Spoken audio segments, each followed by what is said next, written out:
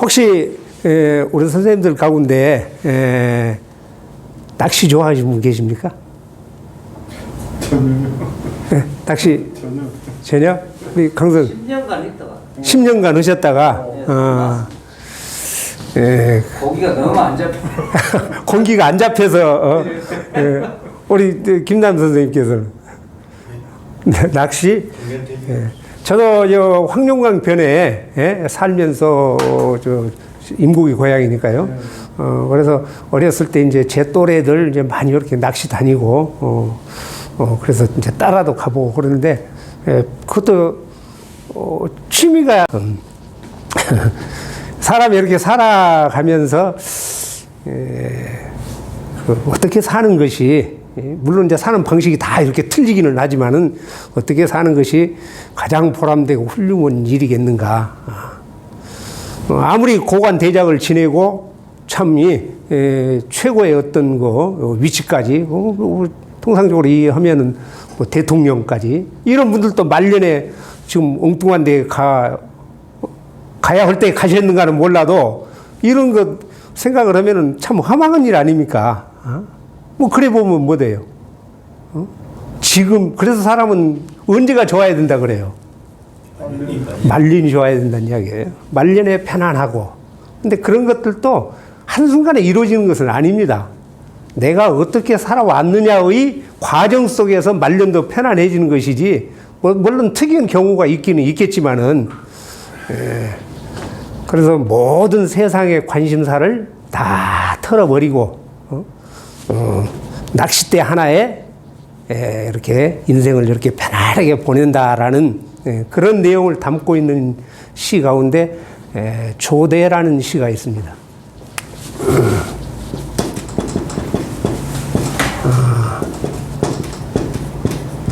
조대. 낚시하는 저 언덕이다, 뭐 대다 그런 이야기죠. 아주 여기에 따르는 아주 시 가운데 이런 시가 한 편이 있어요.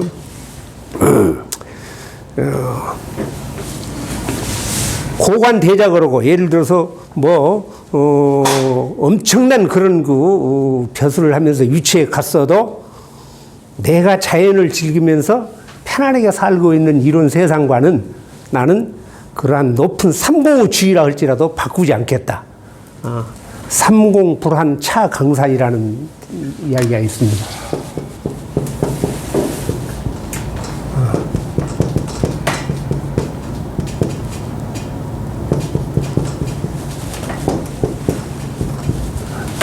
그래서 삼공은 가장 임금 다음으로 높은 벼슬들을 이야기합니다. 삼공은 고대에는 태사, 태부, 그 다음에 태보. 우리 조선시대 같으면은 영의정, 우의정, 좌의정. 이걸 삼공이라고 그래요. 그 다음에 이제 육판사가 있죠. 그런 삼공, 높은 직위에 있는 사람들도 부한, 바꾸지 않는다. 차강산, 이 강산과는 바꾸지 않겠다. 내가 자연을 보다고 편안하고 안안하게 살아가는 이 자연과는, 그러니까 그 자연 속에서 편안한 삶을 사는 것이 인생을 유유자적하게 즐기는 것이 좋냐, 아니면은 올라와서 이런 높은 고관 대작에 벼슬을 하는 것이 좋으냐. 바꾸지 않겠다라는 거예요, 이게. 이 시가 어디에서 나오냐면은, 제목은 금방 썼듯이 조대라는 시인데, 이런 시가 있습니다.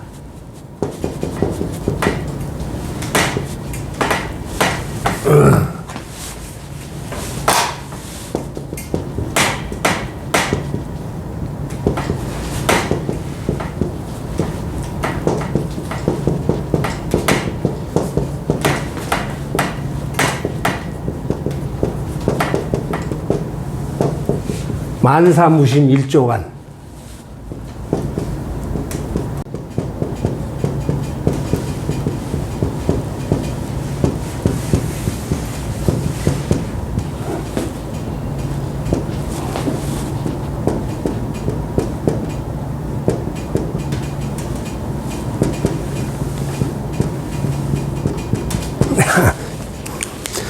시 제목은 아까 썼듯이 조대라는 시입니다. 조대. 조대라는 시예요. 7원 절구로 이루어져 있는데 한번 시 내용을 살펴보고 이 시가 어떤 연유로 해서 이런 시가 나왔는지 한번 이렇게 따져보면 굉장히 인생을 살아가는데 아주 상당히 의미를 갖다가 부여할 수가 있습니다. 한번 보겠습니다. 만사 무심 일조간 세상의 만 가지 일들을 그렇죠. 마음에 두지 않는다. 이렇게 다 툴툴 털어버리고 일조간 이 조자는 낚을 조자에다가 대나무 장대 간자예요. 그러니까 낚싯대 한 칸에 낚싯대 하나에 의지해서 세상사를 다 툴툴 털어버리고 관심을 갖지 않는다. 그러니 어째요? 삼공 아까 말씀드렸듯이 가장 높은 벼슬을 조선시대 같으면 영의정, 우의정, 좌의정 그런다고 그랬죠. 가장 높은 삼공을 한다 할지라도 불한 내가 즐기는 이 강산의 차강산 이 강산에 어째요? 불한 바꾸지 않는다 그 말이에요. 이 강산과는 바꾸지 않는다. 이게 이제 이 다음 이제 문장 속에서 구 속에서 이제 구절 속에서 이제 여러분들 내 평생에 오식 잘못 알았다 그 말이에요. 평생에 오식 잘못 알았다. 누구를? 유문숙이라는 사람을 잘못 알아서 야기 여기 일으킬 야자에다가 일어날 기자예요. 쓸데없는 이름만 허명 우리가 그러죠. 뭐라고 이렇게 칭찬을 하면 이거 그냥 쓸데없는 이름만 있습니다. 허명만 높았다. 아마 중국의 무협지 같은 데 보면은 엄청난 무공 있는 사람들끼리 이렇게 이야기하면 칭찬하면 뭐라고 이야기해요. 그냥 쓸데없는 이름만 허명만 높았습니다. 비로자의 이름명자. 야기 허명 만세간 가득 찼다 그 말이에요. 어디에? 세상에 알려졌을 뿐이다. 이렇게 누구 때문에? 평생에 유문숙이라는 사람을 알았기 때문에 안 것이 제대로 한 것이 잘못 알았다 그 말이죠. 괜히 이 사람 알아가지고 쓸데없는 이름만 세상에 드높였다. 이런 이야기입니다.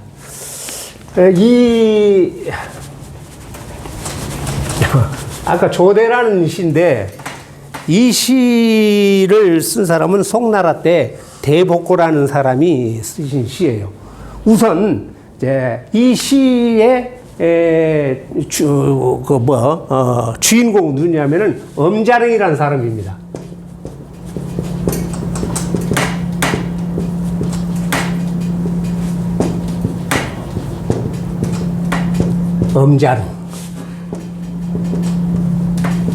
엄자릉이라는 사람인데 이 엄자릉이라는 사람은 어떤 사람이냐면은 중국 한나라 후한 때 초기 사람이에요. 후한 때. 그러니까 중국의 한나라는 어떻게 해서 성립이 되었습니까? 유방이라는 사람하고 그 다음에 황후라는 사람이 이제 진시황의 진나라를 멸망을 시키고 두 사람이 이제 다투는 것이 초나라 한나라 그러죠. 초한지를 이렇게 이야기했던 그 주인공들이다가 말이에요. 그런데 이제 유방이 결국은 황후를 물리치고 한나라를 건국하죠. 그것이 보통 BC 206년 그러니까 기원전 200여 년 전이다 그 말이죠. 그러다가 200년 정도 지속이 되다가 AD 8년 정도에 누구한테 이 한나라가 멸망을 하냐면은 왕망이라는 사람한테 멸망을 하게 됩니다. 왕망. 이 왕망이라는 사람이 이 한나라를 멸망을 시키고 무너뜨리고 나라를 세운 것이 신나라라는 나라예요. 새로운 진짜로 신나라. 이 신나라를 세웠는데 불과 15년 정도 지내다가 이것이 멸망을 해버려요. 그래서 통상 AD 23년까지 역시 한 15년 정도 됩니까? 그러고 멸망을 해버리는데 누가 이 왕망이라는 사람이 세웠던 신나라를 15년 정도 이렇게 유지했던 신나라를 멸망을 시키고 있냐면은 바로 유문숙이라는 사람이에요. 이름은 유수라는 사람입니다.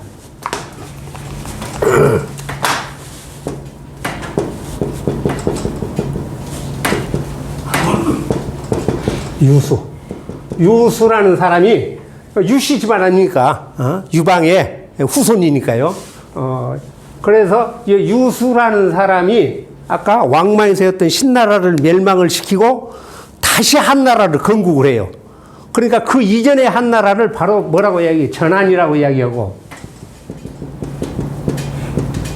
이야기하고, 유수라는 사람이 다시 한나라를 부흥을 시켜서 일으켰다. 이걸 뭐라고 이야기합니까? 후한이라고 이야기하는 것이 바로 여기에서 나온 거예요. 후한이라고 이야기해요. 전한과 후한. 그러니까 유수라는 사람이 세웠던 나라가 후한이고, 이 나라가 다시 200년 정도를 지속을 해요. 이게 이제 그래서 한나라는 전한 200년, 후한 200년에서 대개 한 400년 정도를 이야기를 합니다. 400여 년 정도. 그래서 이제 이 후한을 세웠던 유수라는 사람이 이제 후한에 이제 후한을 세웠던 이제 초대 황제가 되지요. 초대 황제. 그래서 이 유수라는 사람을 광무제라고 그래요. 광무제. 그리고 이 유수라는 사람의 자가 문숙입니다. 문숙. 그래서 사관내를 받고 나서 이제 자를 얻지요. 어렸을 때 이름이다 그 말이죠. 그래서 아까 유수는 이제 본명이고 자가 문숙이에요. 그러니까 유문숙은 바로 광무제 유수를 이야기를 해요. 유수를 이야기를 한다고 말해요. 그런데 이 광무제 유수하고 이 엄자릉이라는 사람 또는 여기 이제 엄뢰라고도 이제 이야기를 하는데, 이 엄자릉이라는 사람하고 이 사람은 어렸을 때 시골에서 같이 이렇게 동문수학을 하면서 커요. 그런데 이제 이 엄자릉이라는 사람이 굉장히 뛰어났죠. 그런데 평생 이제 배설을 하지 않는 사람이다 그 말이죠. 그런데 광무제가 유수가 자기가 이제 후한을 다시 건국을 하고 이제 황제의 자리에 이렇게 오르니까 이 엄자릉이라는 사람이 어렸을 때 같이 동문수학을 했고 이미 학문적으로도 경지에 이렇게 올랐을 정도로 훌륭하니까 자꾸 이제 배설길에 나와라고 불러. 배설길에 나와서 뭐 자기도 도와주고. 그런데 이제 이 엄자릉이라는 사람이 엄자릉이 이제 자가 되고 사실은 이제 본 이름은 광입니다. 엄광이라는 사람이. 근데 광무제가 그렇게 불러도 나는 여기에 그냥 살지. 배설길에 나가기 싫다. 다시 말해서 삼공 자리를 줘도 나는 가기가 싫다. 그렇게 이야기를 그러면서 한다. 그래도 이제 계속 황제가 이제 부르니까 하루는 이제 황실로 이제 들어가지요. 이렇게 엄자릉이 엄광이라는 사람이 딱 들어가는데 조금도 귀가 죽거나 위축된 것이 없이 아주 당당히 들어가면서 황제 앞에서 고개를 숙이거나 그런 것도 아니고 소위 이제 우리말로 하면 반말 하면서 어이 잘 있었는가? 어이 문숙이 잘 있었는가? 이렇게 하면서 이제 들어가요. 그래 신하들이 이제 깜짝 놀래죠. 그래도 광무제가 어렸을 때 나하고 동문수학했던 절친한 친구고 그럴 만하다. 그래가지고 이제 둘이서 이제 아주 뭐 시골에서 어렸을 때 이렇게 지냈던 이야기를 이렇게 나누면서 아주 편안하게 이렇게 이야기를 한다 그 말이에요.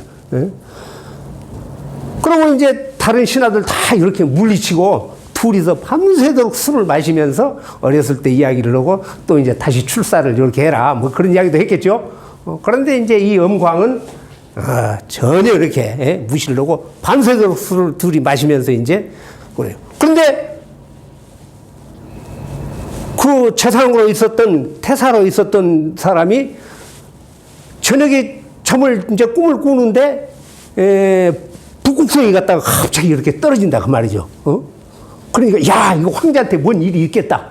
그래가지고 그냥 그 다음날 아침에 그냥 새벽같이 일어나가지고 황실로 들어가요. 황제한테 병고가 생겼다. 틀림없이 엄광이란 놈하고 뭐 이렇게 하다가 뭔 일이 생겼다 해서 천기를 이렇게 보니까 그래 그래가지고는 아침 새벽같이 들어가는 게 황제 어디 계시냐는 게, 지금 내실에서, 엄광하고, 이렇게 주무시다. 야, 이거 변고가 생겼다 해서 달려 딱 들어가 보니까 두 사람이 술에 취해가지고 고도리 만들어가 대하고 들어넣는데 이 엄자랑이라는 사람이 다리를 어디에? 황제의 폐국에다 딱 올려놓고 잠을 자더라, 그 말이죠.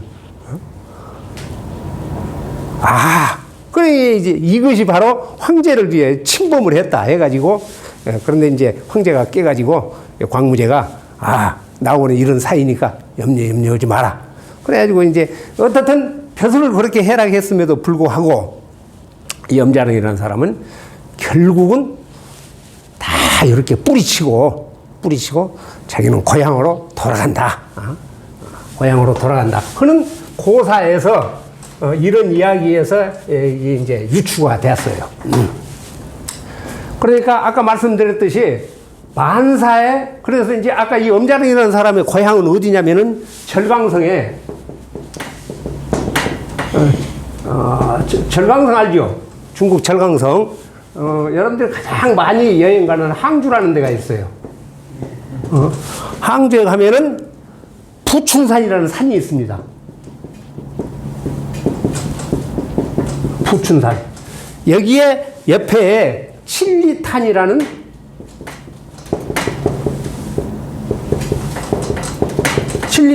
조그마한 시내가 이렇게 흘러요. 여기에서 항상 편하게 자기 할 것 해가면서 인생을 여유롭게 즐기고 있는, 그래서 여러분들 우리 동양화 보면은 산이 이렇게 그려져 있고 조그마한 개울이 있으면서 거기서 낚시하고 있으면은 100% 누구를 그리는 것이다? 엄자릉이 부춘산이라는 칠리탄, 여기에서 낚시를 하고 있는 그림입니다. 그게. 그 그림이, 우리 동양화, 제가, 몇 년 정도 되면은 우리 동양화를 이렇게 보고, 동양화를 보면서 어떤 의미가 거기에는 숨겨져 있는가 하는 것들을 제가 한번 쭉, 또 이제 말씀을 드릴 때가 있을 겁니다. 어떻든 간에, 이 자기 고향으로, 이제, 돌아가 버립니다. 그래서 만 가지 일을 마음에 두지 않고, 오로지 나는 낚싯대 하나에 편안하게 해서 그립니다. 삼공, 아까 뭐라고 그랬습니까? 삼공. 태사.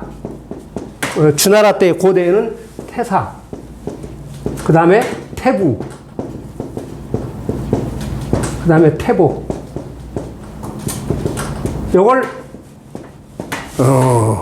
삼공이라고 그랬습니다. 우리 조선시대 같으면은, 보통 영의정, 여기에 이제 또 연결을 안 되지만은, 영의정. 그 다음에 좌의정, 우의정. 삼공이죠. 이걸 이제 삼공이라는데, 어떻든 황제를 빼놓고는 가장 높은 벼슬 아닙니까? 그런 고관 대장국 벼슬을 주어도 나는 내가 편안하게 살고 있는 이 강산으로 바꾸지 않겠다. 차라리, 이거야말로 절개가 있고 자연을 즐기고, 소위 이제 우리가 이야기하는 정말 제대로 된 선비. 그러니까 아까 나는, 평소에 자기 이름이 엄자랑이라는 사람이 그나마 내 이름이 이렇게 알려진 것은 내가 뭐 이렇게 잘나고 뭐 이렇게 덕망이 있고 뭐 그래서라기보다도 이렇게 이야기를 했던, 속뜻이 그런 것 같아요. 아까 유문숙이 누구였다고? 광무제를 가르친다고 그랬죠. 광무제. 유문숙을 평생 동안에 내가 그냥 괜히 알았기 때문에 쓸데없는 이름만 내가 세상에 드날렸구나. 이런 내용들이 이렇게 들어가고 있습니다. 아까 잠깐 말씀드렸듯이, 이 시는, 아까, 그 엄자랑이라는 사람이 지었던 게 아니고, 북송 말기 남송 초기에 1100년 그 무렵에 송나라 때 대복고라는 사람이 있어요.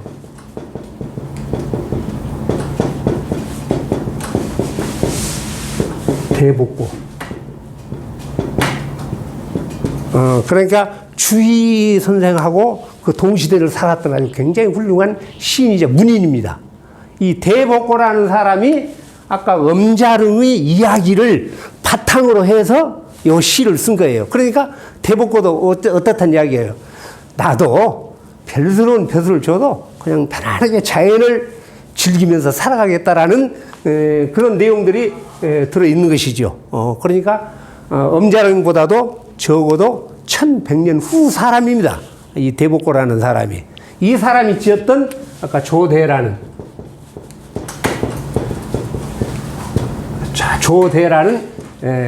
제목으로 알려져 있는 시가 바로 만사무심일조간 삼공불안차강산 평생오식 유문숙 야기허명 만생하니라 이런 것이에요. 그래서 이제 이 엄자릉에 관련되는 이제 고사는 금방 같이 아무리 부귀영화를 세속적인 부귀영화를 줘도 나는 자연을 벗으면서 인생을 아름답고 편안하게 살아가겠다라는 것이 아주 대명사로 알려져 있습니다. 그러면서도 뭐이냐? 어떠한 위험과 어떠한 강압에도 굴하지 않는 것. 그래서 위무 이런 이야기가 있어요.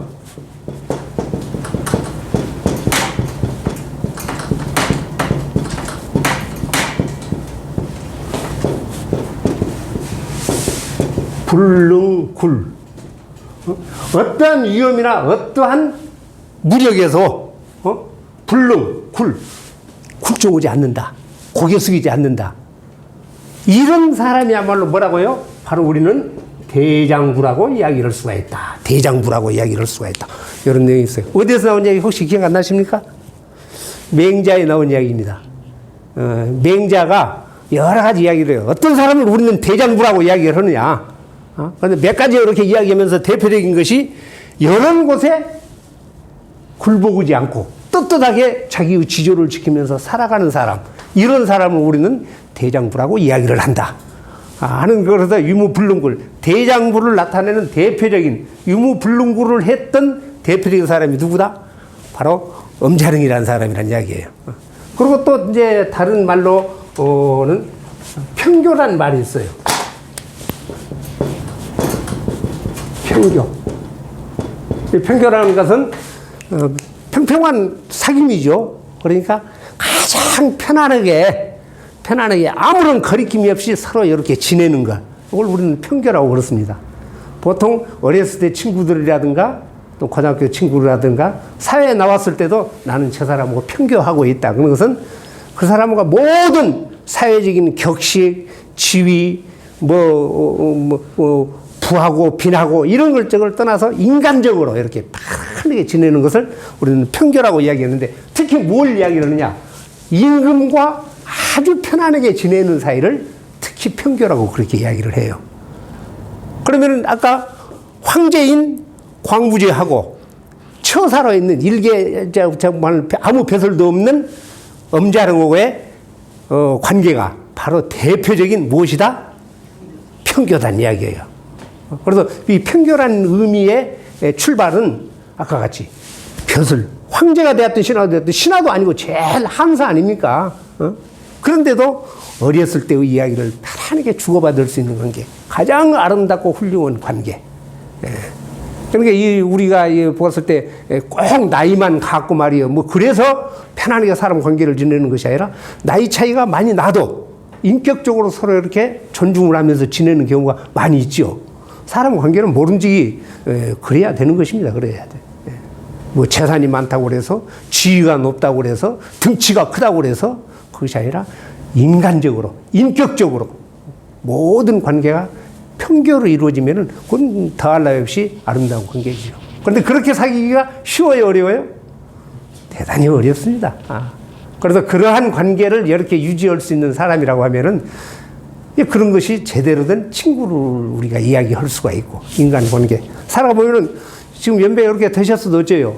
나이가 한참 어리고 그래도 이렇게 지낼 수 있는 사람이 있고, 또 우리 선생님들 또 더 이렇게 나이가 많으신 분들하고도 편안하게 그분이 나를 이렇게 우리를 바라봤을 때도 그렇게 이렇게 이야기하고, 그래서 오히려 양조는 이렇게 한다든가, 무조건 이렇게 나이가 어리다고 그래서 사회적으로 지위가 낮다고 그래서 무조건 요즘 말로 이야기하는 깔아뭉개는 것이 아니라, 그래서 이 평교라고 하는 의미는 그런 대단히 중요한 의미를 가지고 있다. 아까 잠깐 말씀을 드렸지만은 우리가 동양화를 이렇게 보면은 한 가지만 더 말씀을 드리고 끝을 낼게요. 동양화를 보면은 강가에서 낚시질 이렇게 하고 있는 것들이 있죠. 그건 99%가 딱 두 사람을 주제로 놓고 합니다. 한 사람은 누구겠어요? 금방 한 사람은 엄자릉이 부춘산 7리탄에서 낚시질을 하고 자연을 즐기면서 보다고 사는 거. 보는 벼슬도 싫다. 그래서 엄자릉이라는 사람을 주제로 하고 있는 것. 또 한 사람은 누구였습니까? 강태공. 그렇죠. 강태공. 강태공하고는 얼마나 차이가 나겠어요? 이 사람하고는 적어도 강태공은 BC 1000년, 1100년 전 사람이니까 이 엄자랑하고는 1000년 가까이 차이가 난 사람 아니겠습니까? 엄자랑은 후한 초기 때 사람이니까. 근데 그건 이제 우스갯소리로 그렇습니다. 강태공보다 오히려 엄자랑이 훨씬 더 훌륭했다. 강태공은 평생 몇 살 때까지 낚시질을 했다고 그래요. 80세까지. 80세까지 낚시질을 하다가 그때 문왕이라는 사람한테 발탁이 되어가지고 다시 80년 동안 정치를 하죠. 그래서 160세에 죽었다 그 말이에요. 그래서 어렵게 80년을 살고 영달을 해가지고 80년을 살아서 궁하게 살았다. 궁80. 영달에서 살았다. 80. 그래서 궁80, 달80. 강태공 그렇습니다. 그런데 이 강태공은 80년 동안 낚시질을, 물론 80년 동안 했겠습니까? 나이 들어도 되겠지만, 무언가 벼슬길에 나가고 자기의 뜻을 펼치기 위해서 그런 세월을 보냈지만은, 목적은 바가. 근데 이 엄자릉이라는 사람은 어째요? 그거는 전혀 관계가 없이 완전히 세상을 갖다가 편하게 바라보면서 이렇게 살아왔기 때문에 격이 더 누가 높다? 엄자릉이 더 높지 않느냐? 이렇게 이야기를 하는 것은 이제 우리들이 바라보는 그런 관점들입니다. 그래서 아까 동양화 중에 낚시를 이렇게 노인이 하고 있는 그림은 99%가 그 두 사람 중에 한 사람을 소재로 해서 그리는 그림이다. 화가마다 조금씩 틀리게는 그리겠죠. 옆에 동자가 있을 수도 있고, 다른 사람이 이렇게 있을 수도 있고, 그렇지만은 거기에 소재로 나온 이제 밑에 이제 뭐라고 이렇게 화제를 쓰느냐에 따라서 조금 이렇게 틀려집니다. 그래서 우리는 이런 시 한 편을 이렇게 쭉 읽고 생각을 해보면서 다양한, 단순히 시만 읽으면은 별로 의미가 와 닿잖아요. 그런데 엄자릉과 광무제의 사이, 인간 사이, 그 다음에 엄자릉이라는 사람이 어떻게 벼슬을 초기같이 이렇게 여기고 자연하고 보다고 살면서 자기 지조를 꾸르르게 이렇게 지켜나가는가. 그래서 그런 말이 있어요. 아까 엄자릉은 그 자가 다른 이름으로는 엄뇌라고 그랬죠. 엄뇌 지절,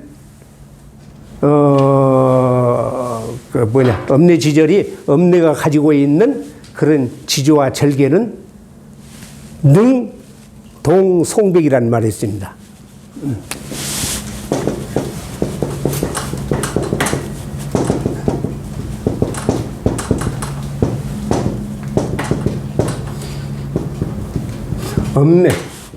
엄광이 가지고 있는 절개는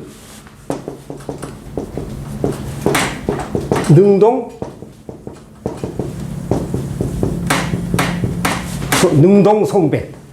겨울철에 소나무하고 잣나무를 업신여긴다. 아무것도 아닌 것으로 생각해버린다. 그런 정도로 무엇이 높다?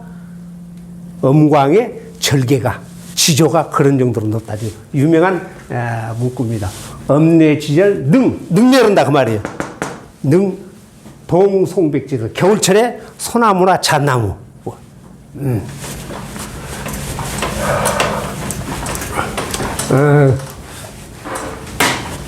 이런 시는 그렇게 썩 어렵지도 않고, 그러니까 우리가 또 이렇게 찾아봐가지고 한 번씩 이렇게 기억해보면서, 그 대신 뭐가 있어야 돼요? 금방같이 이 시가 가지고 있는 내용들이 이해가 돼야만이 이렇게 절실하게 이렇게 와 닿습니다. 그래서 이렇게 옛날 고사라든가 이야기를 중심으로 해서 썼던 시를 우리는 한시를 치는 아주 중요한 작법 중에 하나로 봐요. 인용고사라고 해가지고. 연구단에서 그렇게 봅니다.